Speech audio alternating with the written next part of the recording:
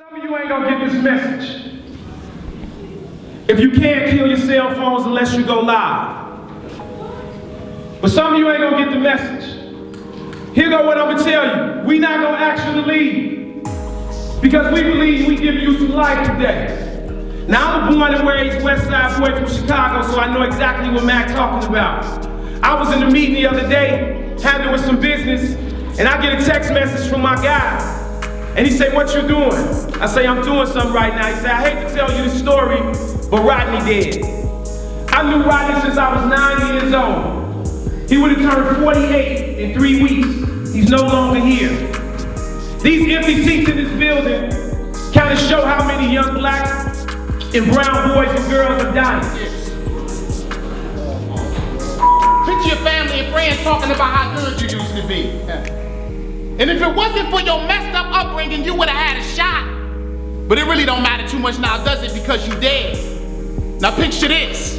Picture us going to your cemetery. Picture us lowering the body into the ground 6 feet deep. Picture you hearing the last footsteps. Walk away from your grave. I lost my life a long time ago.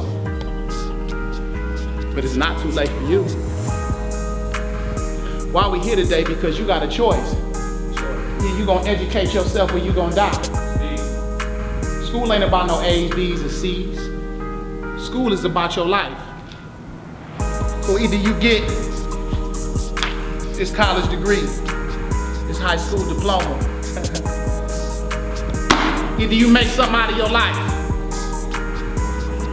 Either you become a symbol of hope for your hood. Either little kids look up to you or they look down on you. Or you become a face on a t-shirt. I already made my choice. And I'm gonna tell you, there's plenty space down here. What's your choice gonna be? Can I get a show of hands for volunteers? We got plenty room down where he going, and we need somebody to come with my brother. We need somebody who has given up on themselves to volunteer and come with my brother. See, we used to play canes and fight swords with sticks. But now little kids use their fingers as triggers, dodging each other, trying not to get hit by the others. Imaginary bullets, hood monuments are etched in. Teddy bears, balloons, tears, and flowers that will one day disappear. Hood monuments are built on the backs of street light poles. Can't buy proper burial items because too many Black Friday ball out sessions got the family broke.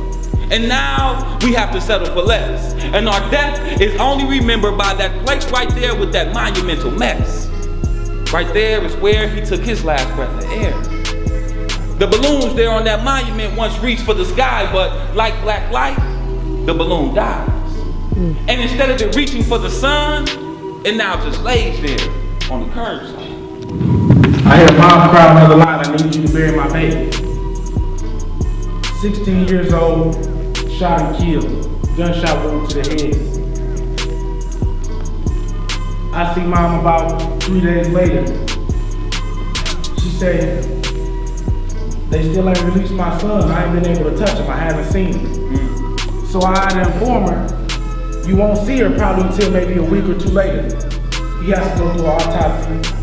He has to go through a number of procedures before he even reaches me. And when he gets to me, I'll call you. Hold my niece. Remember my granny. Tell my brothers, shh. Tell my brothers we just misunderstood. Hey. Tearing some blood is on the hands. Can't you watch out?" Say it loud, say it ain't where you from. It's where you going. Repeat after me, say life has 2 rules. Life has 2 rules. Rule number 1, don't quit. Rule number 2, don't forget rule number 1. Clap your hands and make some noise.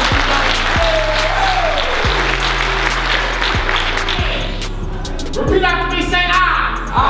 Say it loud, say I. Will.